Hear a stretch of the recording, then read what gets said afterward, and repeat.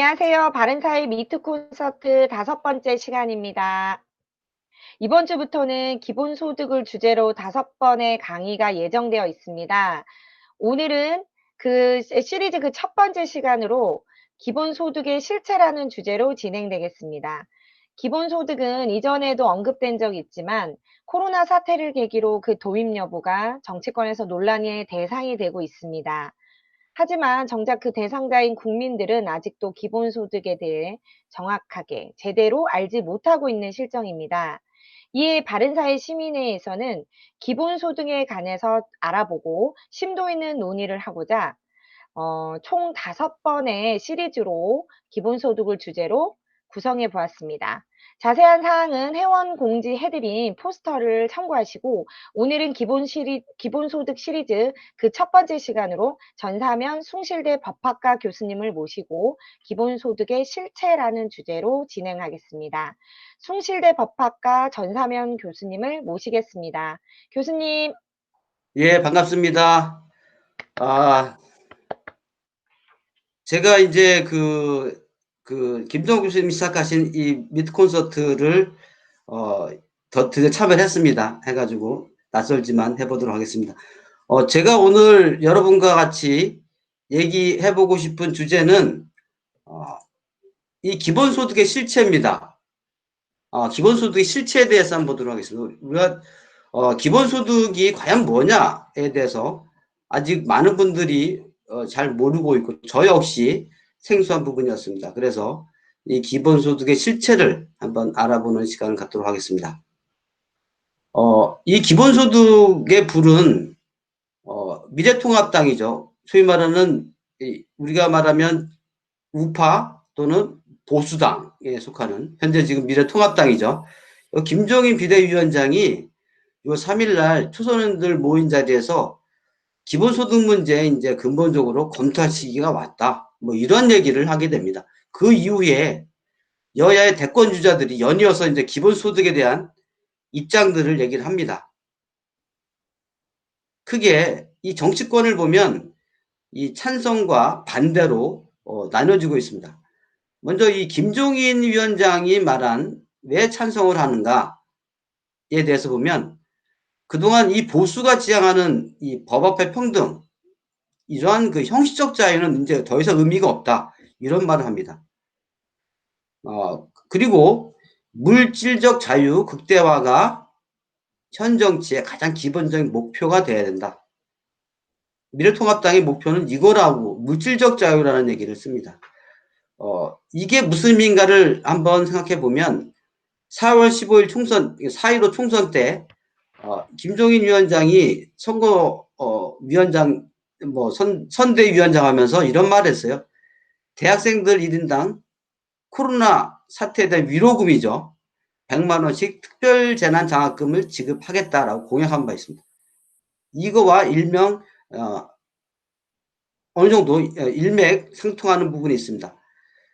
그러다가 최근에 이 이제 논란이 거세지다 보니까 김종인 위원장이 최근에 한 발 좀 빼는 이러한 모습을 보입니다.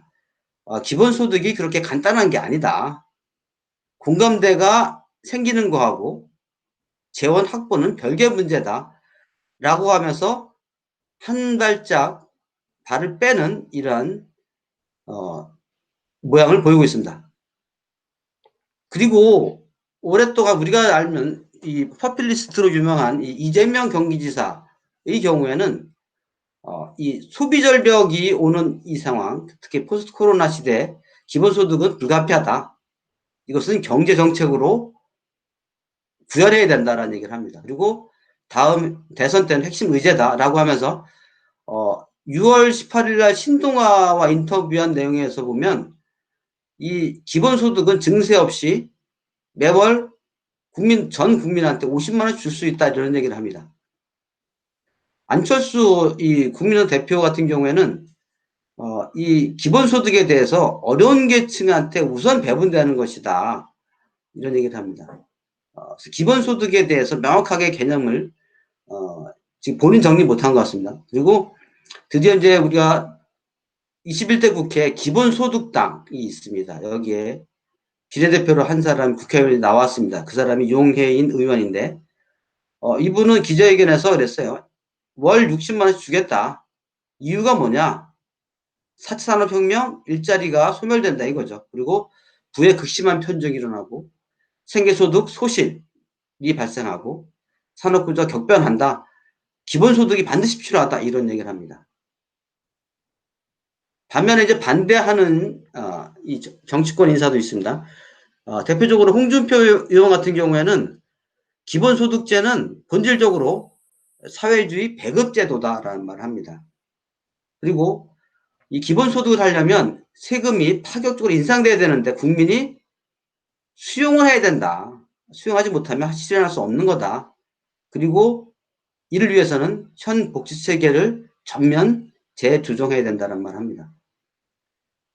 그리고 의외로 박원순 이 서울시장은 이 기본소득에 대해서 이 실직자도 5만 원 매월 받고 대기업 정규직도 매월 5만 원 받는 거 이런 제도다. 이거는 정의롭지 못하다. 오히려 이 고용보험제가 훨씬 더 정의롭다. 이런 말 합니다. 그리고 이제 최근에 이 기본소득 때문에 가장 그 쟁점에 서 있는 분이 이제 홍남기 부총리인데 이분은 기본소득을 지구상에 어느 나라 도입한 적이 없다. 그리고 복지는 어려운 계층을 대상으로 할 때 훨씬 효과적이다. 이런 말을 합니다. 자, 그러면 국민들은 이게 어떻게 생각하는가? 리얼미터가 설문을 했죠. 찬성이 48.6%입니다. 그리고 반대가 42.8%. 찬성이 더 많습니다. 이유가 뭐냐? 최소한의 생계보장이 필요하다. 이것은 결국은 실은 4차 산업혁명, 일자리가 소실될 위험성에 대한 우려감 때문에 이러한 찬성표가 많이 나온 것으로 생각이 듭니다. 반대하는 분들의 입장은 국가 재정 부담이 증가한다. 세금이 증가한다. 이런 얘기죠. 자, 그런데 이 참고로 스위스 2016년에 스위스에서 기본소득안에 대한 국민투표를 한 적이 있었습니다. 이때는 찬성은 23.1%고 반대는 76.9%였어요. 이 스위스 기본소득의 주요 내용은 성인한테는 한 달에 300만 원씩 주는 겁니다.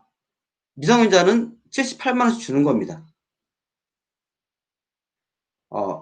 이렇게 정치권에서 논의되어 왔던 기본소득 관련된 이제 키워드를 한번 정리를 해봤습니다. 물질적 자유, 생소합니다.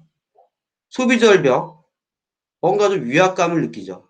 어려운 계층, 사회주의 배급제도, 복지체계 전면 재수정, 전국민 고용보험제, 재분배 효과 감소, 4차 산업혁명, 부의 극심한 편중, 일자리 소멸, 생계소득의 소실, 지구상에 기본소득제 시행국가 없다. 이런 키워드를 좀 보면 우리가 그동안 경험했던 세상에서는 그렇게 우리가 널리 쓰던 용어들이 아닙니다. 뭔가 지금 상황이 우리 사회가 강력하게 기존 질서를 지금 파괴하려 뭔가 변화시키려고 하는 그런 요구들이 많다는 것을 느낄 수가 있습니다. 그러면 기본소득이라고 하는 것은 대체 뭐냐에 대해서 그래도 개념 정의를 오랫동안 한 것을 정리한 공식적으로 정리한 이런 단체가 있습니다. 그것이 바로 기본소득 한국 네트워크입니다. 이 홈페이지 가면 이 홈페이지에서 개념 정의를 하고 있는데요. 뭐라고 하냐면 기본소득이라고 하는 것은 국가 또는 지방 자치제가 모든 구성원 개개인에게 아무 조건 없이 정기적으로 지급하는 소득이다. 이것이 바로 2016년 스위스 기본소득안과 동일합니다. 그리고 국회의원을 낸 이 기본소득당의 홈페이지를 가면 이렇게 나와 있어요. 어떠한 차별도 어떠한 조건도 없이 모두에게 월 60만 원 준다. 이것이 정의로운 경제 첫걸음이다. 이런 얘기를 합니다. 자, 이상의 죄를 보면서 저는 이러한 기본소득이 현재 어떤 것들과 상충되고 어떤 것이 쟁점이 될 수 있는가를 고민해 봤었습니다. 제일 첫 번째는 이 현행복지제도와 과연 어떤 관계에 있는가라고 하는 거죠. 두 번째는 과연 기본소득을 우리가 보수, 우파라고 하는 이런 이념적 가치, 보수우파가 지향하는 이념적 가치와 부합할 수 있는가라고 하는 겁니다. 그리고 만약에 기본소득을 시행하는 경우에 기본복지제도를 전면 개편이 가능한가 라고 하는 점을 우리가 먼저 봐야 될 거라고 생각이 듭니다. 그럼 복지정책과는 어떤 관계가 있는가? 복지정책이라고 하는 것은 실은 뭐 역사적으로 보건대 자본주의 성장에 대한 부작용을 치유하기 위한 것으로 국가 차원에서 다룬 정책이었죠. 그런데 이 복지정책 관련해서도 우리가 그동안 학자들은 선별적 복지와 보편적 복지 이 두 개로 실은 대립돼 왔었습니다. 선별적 복지 같은 경우에는 특정 층을 만을 복 대상으로 하자는 거죠. 그래서 우리가 명분이나 복지 재원을 조달하는데 유리한 점이 있습니다. 하지만 누가 빈곤층인지 조사를 해야 됩니다. 또 빈곤층한테 이 복지, 중복된 복지가 되는 것은 아닌지 조사해야 됩니다. 이러다 보니까 조사 관련 비용들이 많이 들어가죠. 여기 따른 인건비도 많이 들겠죠.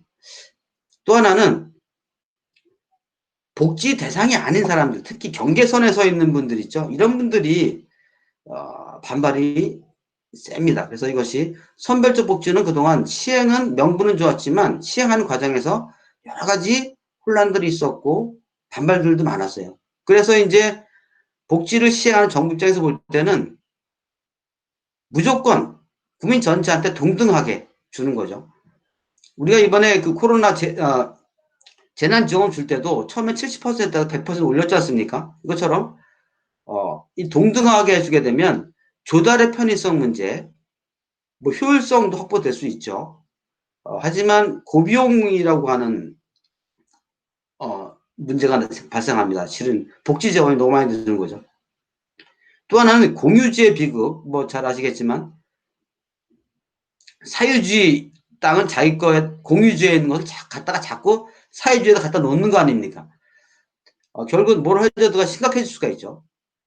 그럼에도 불구하고 기본소득 관련해서는 이미 보편적 복지와 어느 정도 지금 그동안 일맥상통해 왔고 앞으로도 보편적 복지론을 주장하는 분들 입장에서 기본소득은 지속적으로 나올 수 있는 정책으로 실현될 수 있는 것은 매우 높다 말씀드립니다. 그러면 이제 자유주의적 관점에서 볼 때 기본소득을 과연 우리가 받아들일 수 있는가라고 하는 거죠. 전통적으로 기본소득은 이렇게 두 가지로 구분해 왔었습니다. 그리고 음해소득세라고 하죠. 그리고 보편적 기본소득제 이렇게 두 개로 구분을 합니다. 그런데 이제 이 자유주의 학자 가운데서 이 밀턴 프리드만하고 제임스 토빈 이 두 분이 기본소득제에 대한 개념 정의를 하고 그 다음에 이를 검증을 하셨죠. 했습니다. 우리가 현재 구현되진 않았지만 이론적으로 검증을 했죠. 특히 이제 이 밀턴 프리드만 같은 경우에는 이 자유분주의와 자유에서 특히 면세점 이하, 그러니까 면세점 이상과 이하로 구분해서 면세점 이상의 소득이 발생한 사람들이 낸 세금을 면세점 이하의 사람들한테 다윤세일로 그냥 보조금으로 지급하는 제도인 거죠. 그래서 이것은 이 프리드먼 같은 경우에는 제가 알기로는 이 근로유인성은 없는 것으로 알고 있습니다. 반면 토비는 면세점 이상 소득자들한테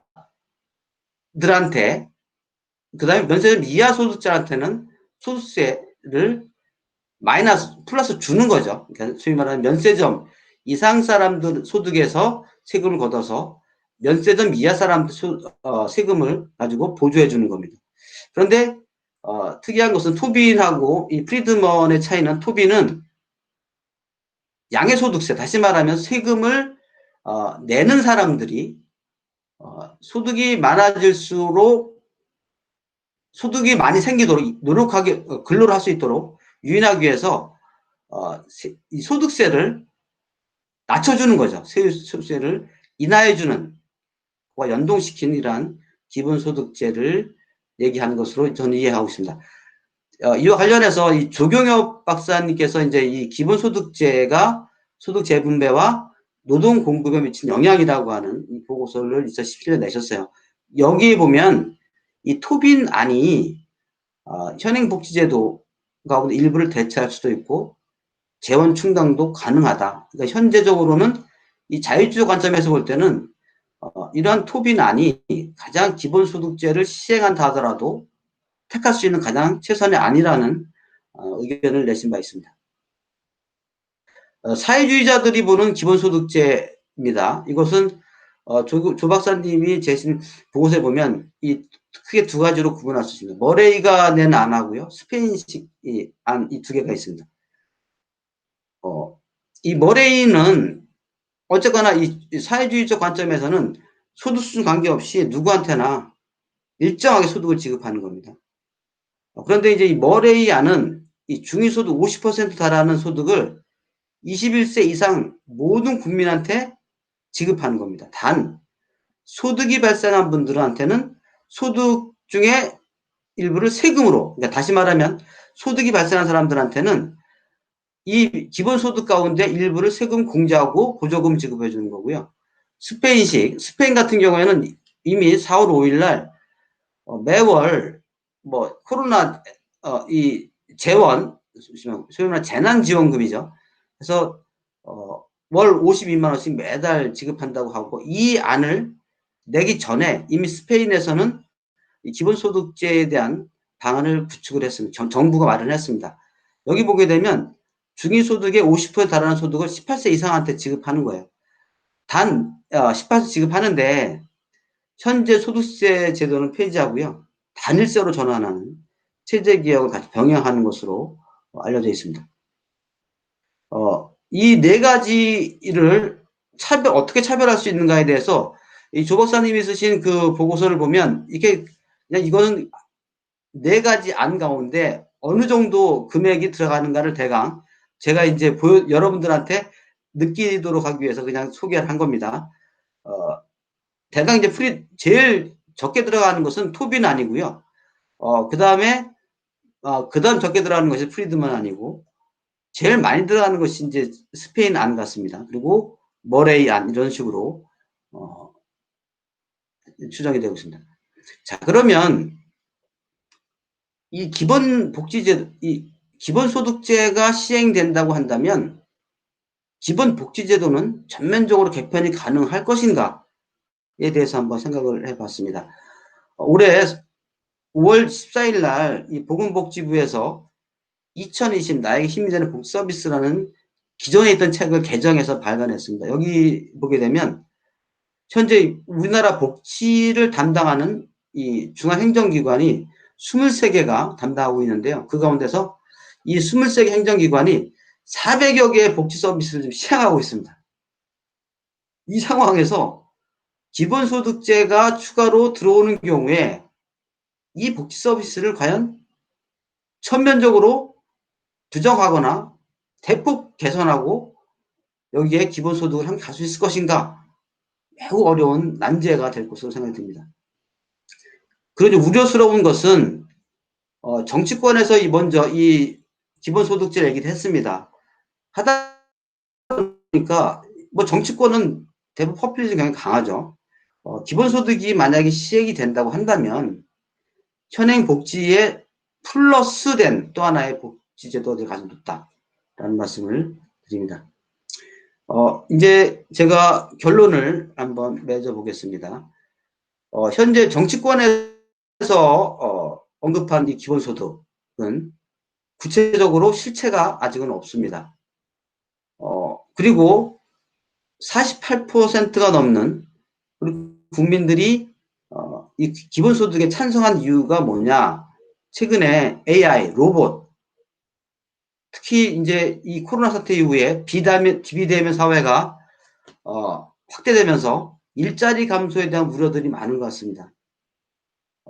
그래서 찬성들이 이렇게 많이 나왔지 않았을까 생각이 들고, 물론 이제 기본소득이 뭔지 잘 몰라서 그럴 수도 있겠지만 저런 이런 정서가 깔려 있다고 봅니다. 그래서 기본소득제를 이제는 그 논란을 피하기 어려운 상황이 됐다고 저는 생각이 듭니다. 그런데 이 기본소득당에서 말하고 있는 이 매월 60만 원씩 모든 국민한테 준다? 이것은 문제죠. 왜냐하면 대략 계산만 해도 373조 원의 추가 기본소득 예산이 필요합니다. 과연 가능할 것인가 고민해봐야 되고요. 그러면 이제 우리가 이 자유, 보수, 우파, 시장경제를 추구하는 우리 보수 진영에 있는 학자들이 그동안 복지 정책을 부정했는가? 그렇지 않죠. 선별적 복지를 저희들이 지지를 했었죠. 그런데 이 기본소득도 결국은 우리가 보수나 우파의 이념적 가치와 정반대되는 것은 아니다. 앞으로 우리들이 이 기본소득에 대해서 이념적으로 어떠한 유사성을 이념적으로 우리가 수용할 수 있는 가치로 보고 저희들이 이제는 대안을 제시하는 방향을 가지지 않을까 생각합니다. 최근에 박지성 교수님이 안심소득제에 대한 말씀들을 하고 계십니다. 저희 바른사회 시민회에서도 한번 저희들이 토론을 했었습니다.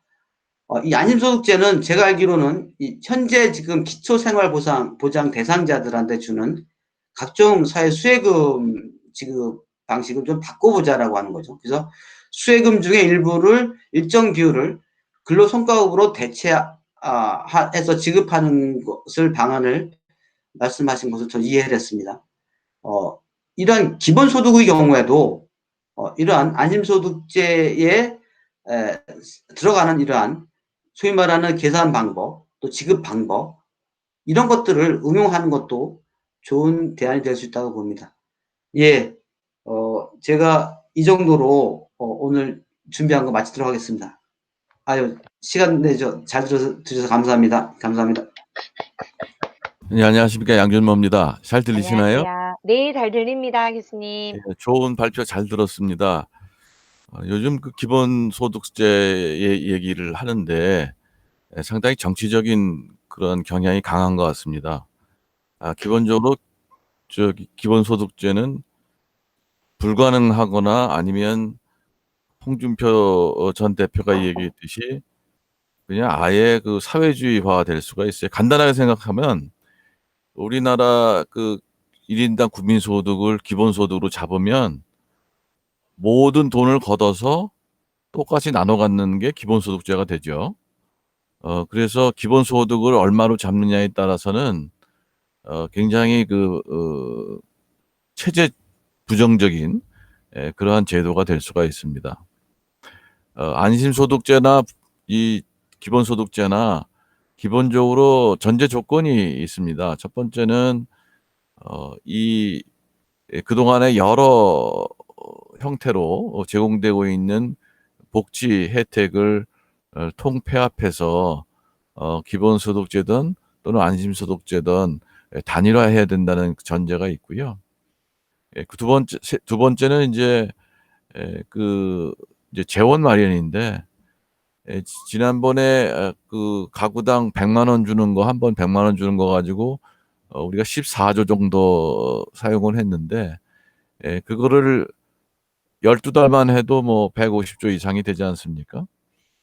그러면 그게 어느 정도 규모냐면 현재 부가세가 올해 거칠 것으로 예상되는 부가가치세 총합이 68조 정도밖에 안 됩니다. 그다음에 소득세가 88조고 법인세가 64조예요. 그래서 그 정도만 줄래도 법인세와 부가가치세의 2배 정도 합한 것의 2배 정도의 재원이 필요하죠. 결국은 우리가 지금 현재 조세 부담률이 20%인데 이게 이제 뭐 기하급수적으로 늘어날 수밖에 없는 얘기고 그렇다면은 자기가 가진 소득의 대부분을 국민연금 내고 의료보험 내고 고용보험 내고 그리고 세금까지 내게 되면 자기 주머니에는 아무것도 없는 사회가 됩니다. 예, 그런 사회가 과연 복지 사회냐? 전 노예 사회라고 보고요. 그래서 인제 기본소득제는 기본적으로 얘기가 안 되는 겁니다. 적어도 책임 있는 지도자라면 기본소득에 대한 얘기를 해서는 안 돼요. 그리고 인제 아까 뭐 여러 가지 그 논거를 제시하는 그러한 뭐 정당도 있고 뭐 여러 가지 정치인도 있습니다마는 제가 뭐 하나하나 비판할 수 있는 논거는 다 가지고 있는데 전부 다 좀 문제가 있다라고 생각이 됩니다. 이게 인제 국민을 선도하고 나라 발전을 위해서 좋은 제도를 해야만 되는 그런 지도자들이 오히려 국민을 현혹시키고 마치 국가가 그것을 국민을 위해서 도와주는 것처럼 얘기하고 있는데요. 국가가 돈 주는 게 아니라 우리 돈이죠. 우리가 결국은 내는 돈인데 그 돈을 어떻게 써야 되는지에 대한 진지성이 없어요. 그래서 참으로 국민을 우습게 보는 일이다라고 생각을 합니다. 반면에 인제 안심소득제는 다 주는 게 아니라 기본적으로 일정 수준 이하의 사람만을 대상으로 하는 기본적으로 자유주의적 복지제도, 선별적 복지제도의 일환입니다. 그래서 이 수준을 어디 잡느냐가 굉장히 중요한데요. 그럼에도 불구하고 안심소득제도 기존의 여러 가지 복지제도를 다 통폐합해야 된다는 전제가 있습니다. 또 하나의 전제가 있는데요. 지금 우리 논의상에서 잘 안 나왔는데 노동시장이 유연화돼야 됩니다. 그러니까 내가 소득이 굉장히 적고 안심소득이나 뭐 이런 소득을 받는 사람들이 파트타임이나 유연하게 근로행위를 할 수가 있어야 됩니다. 결국 이런 안심소득제를 얘기하는 이유는 뭐냐면 기존의 복지제도가 근로의욕을 상실시킨다는 그런 부작용이 있었는데 이런 근로의욕을 북돋아주기 위해서 만든다면 그 근로의욕이 북돋아진다 하더라도 노동시장이 경직화되면 만약에 정규직만 뽑는다면 예를 들어 경력 단절 여성이라든지 또는 청년이라든지 노인이라든지 이러한 사회 취약계층에 들어가 있어서 지금 복지제도에 지금 편입된 분들이 근로행위를 하기가 매우 어렵습니다. 그래서 뭐니 해도 노동시장의 유연화도 이제 전제 조건이다. 그래서 이러한 전제 조건들을 우리가 다 해결을 하고 그리고 나서 우리가 이러한 뭐 기본소득제나 안심소득제나 이렇게 얘기할 수 있는 성격이다라고 저는 생각을 합니다.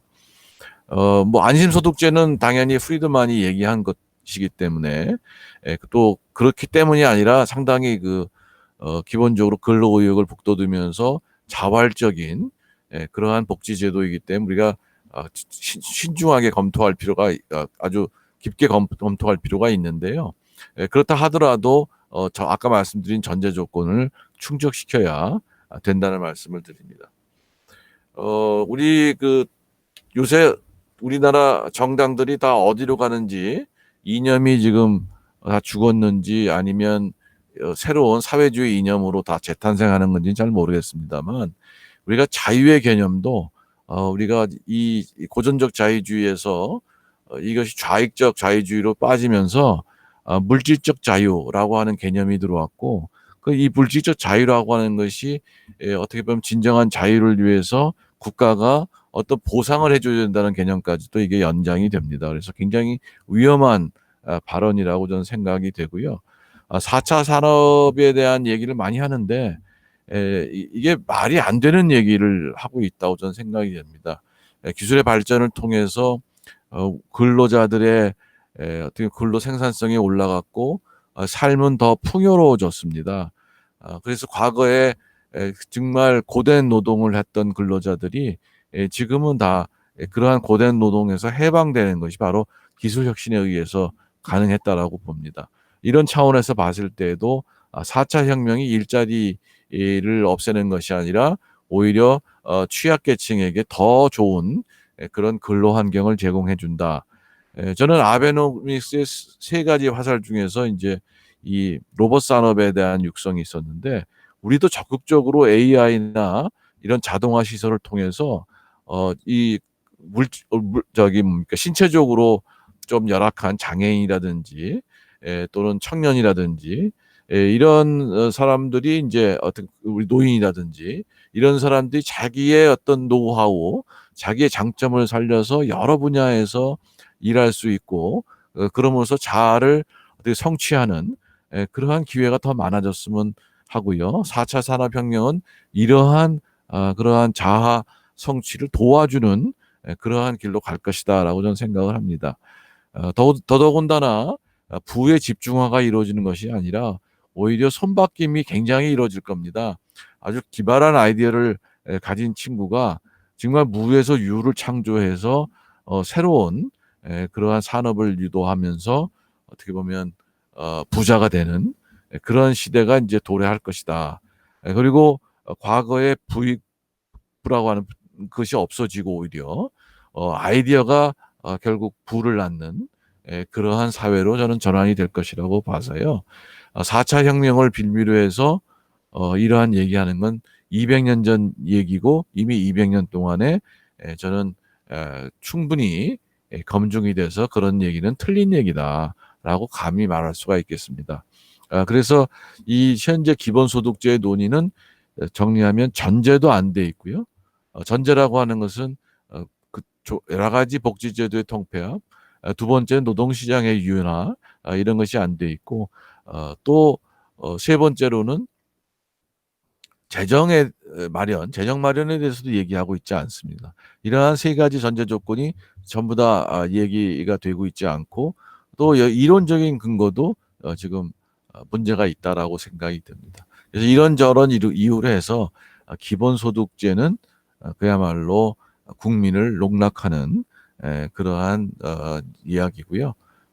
뭐 안심소득세는 당연히 가능한 얘기고 그런데 그 안심소득제도 전제 조건을 우리가 곰곰이 생각해 봐야 되는 그런 문제를 여전히 안고 있다. 이렇게 말씀을 드리겠습니다. 제가 한 5분 정도 좀 또 초과해서 말씀드렸는데 이상 마치도록 하겠습니다. 감사합니다. 네, 감사합니다. 네. 하모니식 TV 신백후입니다. 발언해도 되겠습니까? 네, 말씀 주세요. 예, 전사명 교수님과 양준모 교수님 좋은 발표와 내용에 공감하면서요.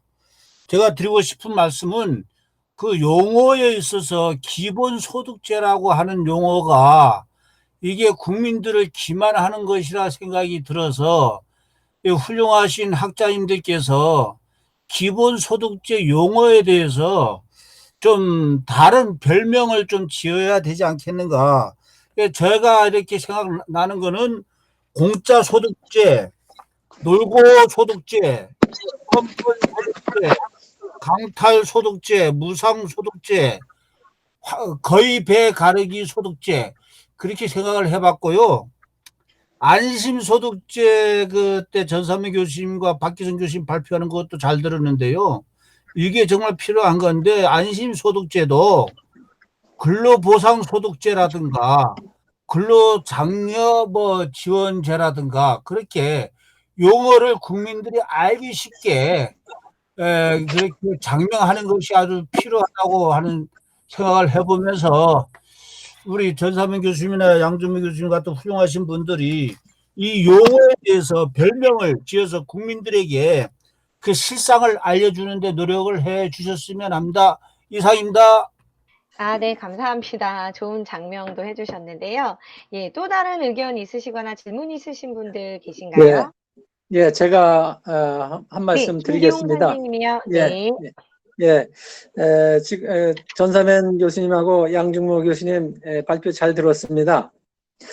핀란드에서 2017년도에서 2018년도에 이제 기본소득 정책에 대해서 이제 실험을 했는데 아직까지도 우리나라 전 세계에서 기본소득을 이제 실행한 나라는 없고 핀란드에서 최초로 실험을 해가지고 이 기본소득의 처음 목표를 실업에 우리가 최근 많이 얘기하고 있는 4차 산업시대에 실업을 해소하기 위해서는 실업을 어느 정도 효과 있는가 하는 것을 그 분석을 했는데 거기서 이제 2,000명을 대상으로 해가지고 이제 560유로를 줬을 때 그것을 분석을 해봤더니 실업에 대한 효과는 소득을 받은 사람과 받지 않은 사람하고 큰 차이가 없는 것으로 이게 나타났습니다. 단순히 이제 더 효과가 있는 것은 삶의 질을 개선하는 거에는 조금 이제 효과가 나타났는데, 지금 우리가 기본소득을 이제 논의하고 있는데 기본 개념서부터 타겟을 무엇을 할 것인가 하는 것을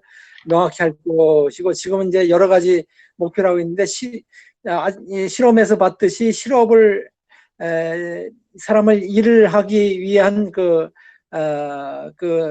목적으로 실업을 해결하기 위해서는 효과가 없는 것으로 나타나고 있기 때문에 핀란드와 같이 지속 가능한 미래의 복지 체계를 구성하기 위해서 현재 우리나라에서 복지 시스템에 대한 그 사회보장 시스템 디자인을 우리가 어떻게 할 것인가, 미래에 지속 가능한 것이 무엇인가 하는 것부터 먼저 기본 정리를 하고서 논의하는 것이 필요하다고 보고 제안을 드리겠습니다.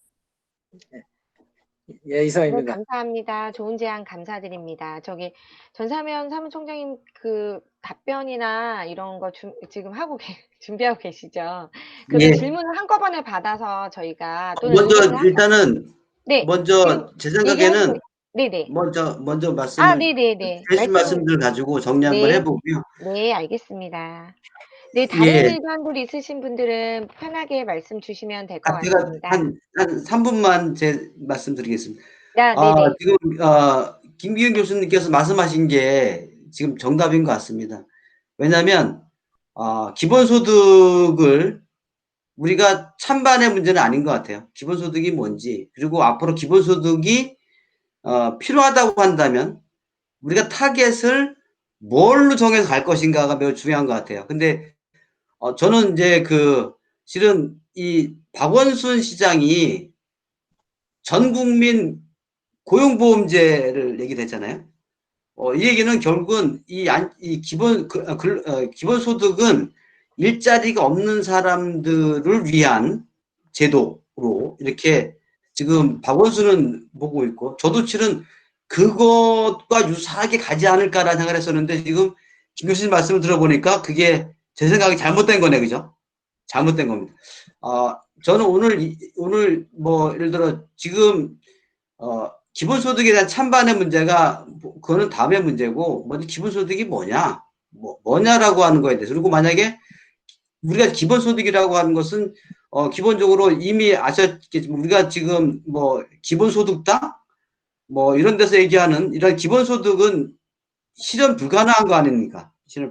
그러면 우리가 원하는 지금 48% 국민들이 지지하고 있는 이 기본소득을 그 사람들을 안내할 수 있는 이런 기본소득제가 뭐야 될 것인가. 저는 그것을 위한 가장 1단계는 타겟이 뭐냐. 김 교수님 말씀에 전적으로 동의합니다. 이 정도로 잠깐 마치겠습니다. 예. 네, 감사합니다. 오늘 전사면 교수님 발표해 주신 거 잘 들었고요. 공부 많이 했습니다. 양준모 교수님 토론 내용에서도 많이 배웠고요. 제가 한 가지 의견이면서 제안인 것은 스위스에서는 이 국민투표 기본소득 월 한 달에 300만 원 이 기본소득제에 대해서 국민투표에 붙였을 때 찬성이 24고 반대가 76이었지요. 네. 그래서 1대 3입니다. 찬성이 1이고 반대가 3인데, 그게 말이죠. 아주 묘하게도 그 스위스라고 하는 나라의 좌우파 비율입니다. 그러니까 의석수가 정확히 그렇게 돼 있어요. 스위스의 연방의회 의석수가 그러니까 사회민주당인가 거기가 4분의 1이고 그 우파 연합이 4분의 3으로 돼 있거든요. 그게 그리고 정확히 유권자의 비율이기도 합니다. 그러니까 좌파 유권자와 우파 유권자가 1대 3 정도가 되는 거예요. 이렇게 돼 있는데, 그리고 흥미로운 것은 그 좌파 유권자들이 노동자가 아니고 화이트 칼라들입니다. 그러니까 우리나라로 하면 강남 좌파들이에요. 대학 교수라든가 이런 좀 공부 좀 한 사람들이에요, 다. 그들이 좌파들인데 흥미롭게도. 자, 그건 그렇다고 하고, 그러니까 스위스의 찬성과 반대는 그렇게 나눠져 있는 것 같아요. 1대 3이라고 하는 것이. 그런데 우리는 지금 이게 48대 42잖아요. 찬성이 48, 반대가 42예요. 이게 뭘까를 그냥 어렴풋이 짐작을 해보면요. 그 찬성 48은 소득세 안 내는 사람일 것 같아요, 지금. 거의 비율이 그렇거든요. 소득세 면세점 이하가 거의 48% 됩니다. 그리고 그 이상이 52% 정도 되는데 세금을 내는 사람이 저는 뭐 이것저것 빼고 나면 거의 정확히 그렇게 되고 있는 것 같아요. 그러니까 이 기본소득세를 원하는 사람들은 10중 8구는 나는 어차피 세금 안 낼 거니까 어차피 나는 받기만 할 거니까 그냥 많이 받으면 좋지 이런 생각을 갖고 있는 것 같고 그걸 내야 된다라는 것을 좀 걱정하는 사람들은 여기에 반대하고 있는 거 아닌가 그런 생각이 들어요. 그런데 그거 이미 양준모 교수님께서 말씀을 하셨지만 그 내는 정도가 한두 푼이 아니에요. 지금 우리가 내고 있는 세금에 세금 내는 사람들은 지금 내고 있는 사람이 최소한 3배 내야 됩니다. 최소한 3배 내야 돼요. 현재 세금 내고 있는 사람들은. 세금 안 내는 사람은 어차피 안 내겠지만 그러니까 어마어마한 세금을 내야 되는 거죠. 1년에 370조를 낸다고 생각하면요. 그러니까 현재 지금 우리나라의 세금 총액이 200몇 조인가 뭐 그래요. 세금 총액이 그래요.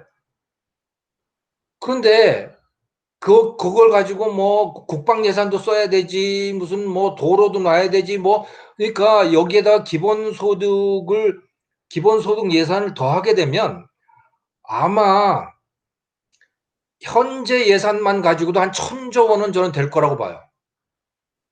그리고 그거를 국민의 한 절반에서 3분의 1 정도가 다 부담해야 되는 거죠. 나머지는 그냥 공짜로 한 달에 60만 원씩 받고 살고. 그 한 달에 60만 원이라고 하는 거는 뭐 3인 가족으로 생각을 하면 한 달에 200만 원을 받는 거예요. 그냥 공짜로. 그래서 우리가 알려야 될 것은 이제 국민들한테 알려야 될 거는 당신 세금 내는 걸 한번 생각을 해봐라. 당신들이 이만큼을 내야 되는 거다.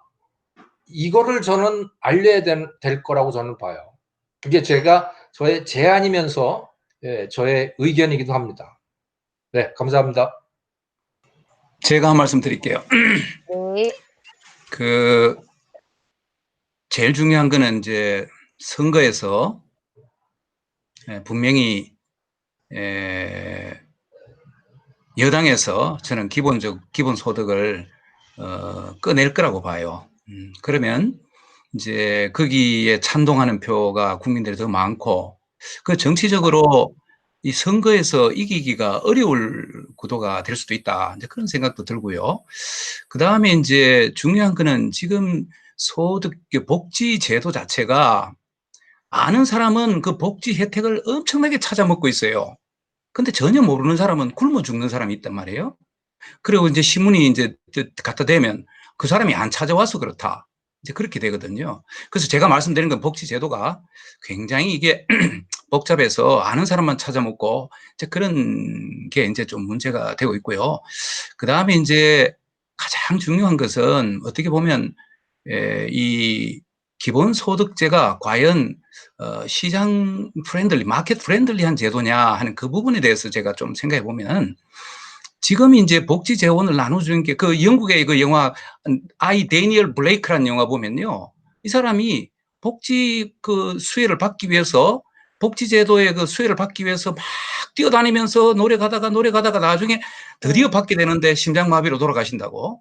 그만큼 복지 제도 자체가 관료화되어 있고 그런 수요자한테 안 맞고 이런 부분이 좀 있어요. 그래서 이제 어떻게 보면 우리가 빅 가버먼트, 스몰 가버먼트를 정부 지출의 금액 자체보다는 관료가 재량적으로 쓰는 돈이냐 아니면 그 관료가 재량적으로 접근하지 못하고 그대로 그 국민한테 똑같이 나눠주는 경우가 되면은 정부가 국민한테 개입할 여지가 없어요. 그리고 어떻게 보면 안심이나 이런 기본소득을 통해서 기본적인 인간의 삶을 만약에 보장해 준다고 한다면 우리가 모든 노동, 임금 이런 분야에서 시장이 왜곡되는 것이 인간다운 삶을 위해서 최저임금을 높여준다.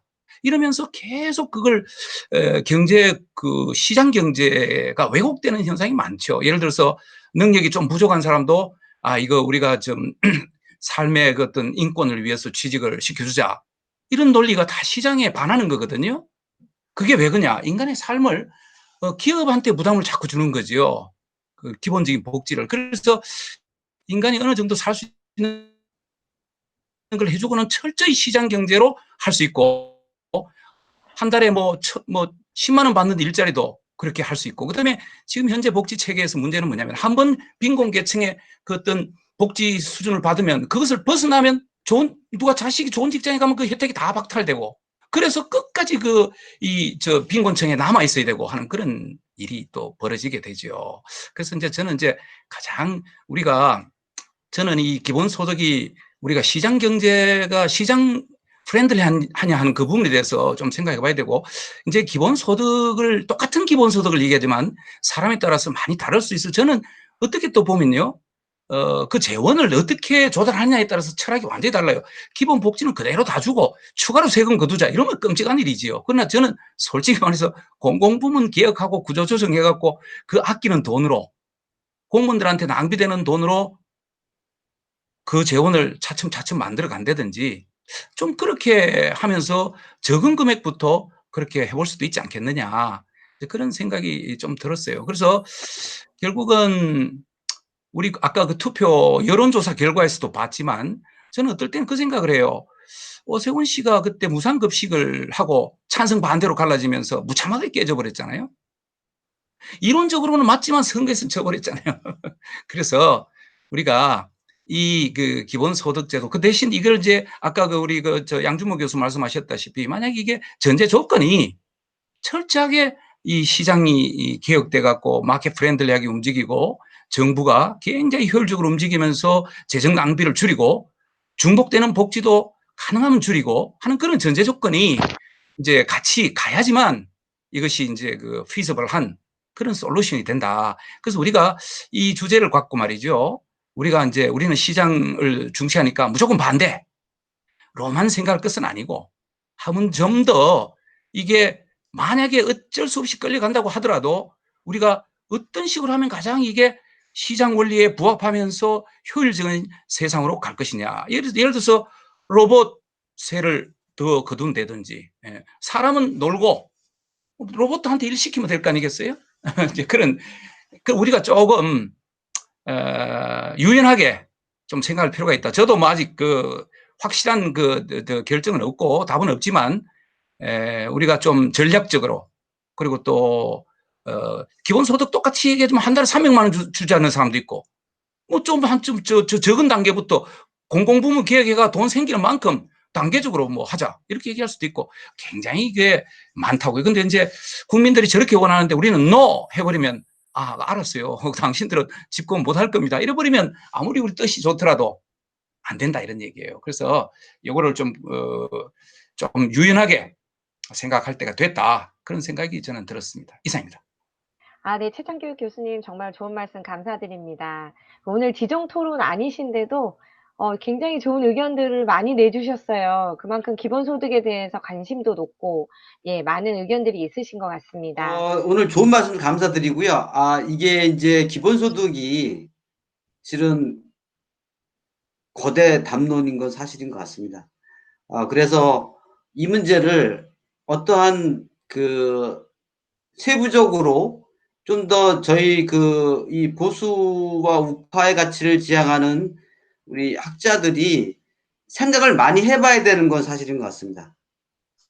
그래서 오늘 저는 기본소득의 실체를 한번 보려고 했는데, 기본소득의 실체가 명확치 않다. 기본소득을 지금 기본소득당이 우리가 전통적으로 지금 시험하고 있는 기본소득의 문제는 우리가 수용할 수 없는 것은 분명한 것 같습니다. 다만 기본소득에 대한 우리 사회의 수요가 계속 있는 건 사실인 것 같아요. 그래서 이제 저는 그런 관점에서 오늘 그 자료를 준비하면서 그걸 느꼈고요. 최소한도 우리가 특히 이제 이 프리드먼이 했던, 토빈이 했던 이런 방식의 실험들을 통해서 우리도 보수 우파가 이제는 기본소득에 대해서 이제 고민해 봐야 된다라는 생각을 해보고, 그 다음에 이제 또 많은 분들이 말씀해 주셨는데, 결국은 기본소득의 당위성 문제도 우리가 과연 필요한 것인가? 실질적으로 과연 우리가 지금 김기현 교수님께서 말씀하시기는, 이 기본소득과 일자리 관계, 이것은 연관성이 매우 적다라는 말씀하셨는데, 중요한 것은 저는 앞으로 뭐 저도 오늘 요새 제가 이제 채점을 하는데요. 이게 한 번도 안 해본 우리 이제 지금 비대면 강의를 하고 나서 이 시험을 비대면 시험 보고 나서 하다 보니까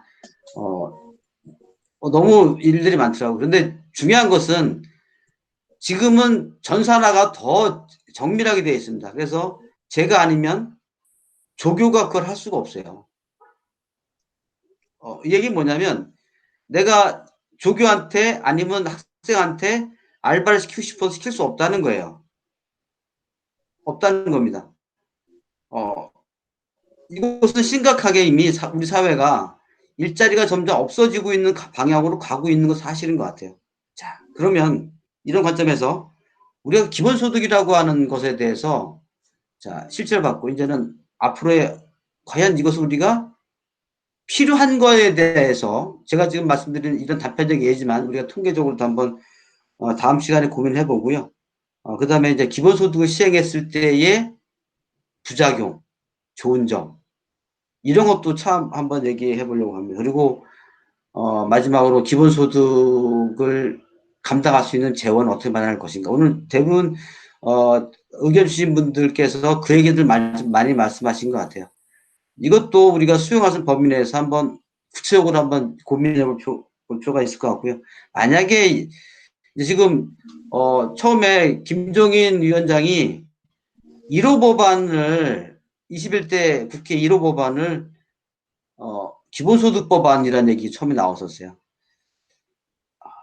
그러면 이제 입법이 진행이 됐을 때 어떻게 우리가 이런 것에 대해서 우리가 정하는 타겟에 맞게 갈 것인가, 이것도 한번 고민해보는 자리를 갖고자 합니다. 이런 식으로 한번 더 여기서 기본소득이 어찌 보면 제가 중원부 하면서 말씀을 드렸지만 어쨌거나 저희가 이제는 이 거대 담론이라고 하는 이 기본소득에 대해서 저희들도 같이 고민해보자 하는 자리로 마련했습니다. 같이 동참해 감사드리고요. 앞으로 좋은 의견 많이 주셔서 좋은 해답이 나오기를 바라겠습니다. 감사합니다. 수고하셨습니다. 네, 정말 수고하셨습니다. 감사드립니다. 네, 보수 우파의 이념에서 기본소득의 실체를 알아야 저희가 찬반도 할 수 있다는 생각이 듭니다. 그래서 그런 의미에서 오늘 첫 번째 강좌 전사문 교수님 열어주셨는데요. 굉장히 의미 있었다 생각합니다.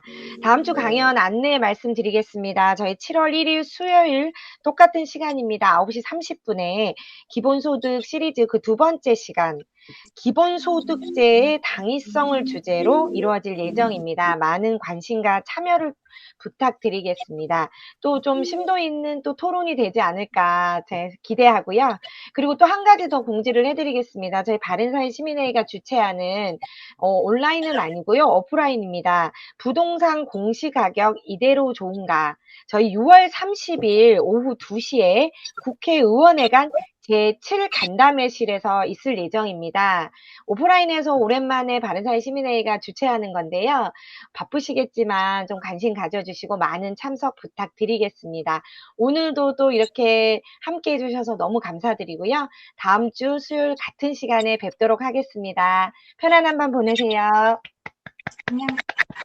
아유, 감사합니다. 시간 주셔서. 감사합니다. 수고하셨어요. 예, 감사합니다.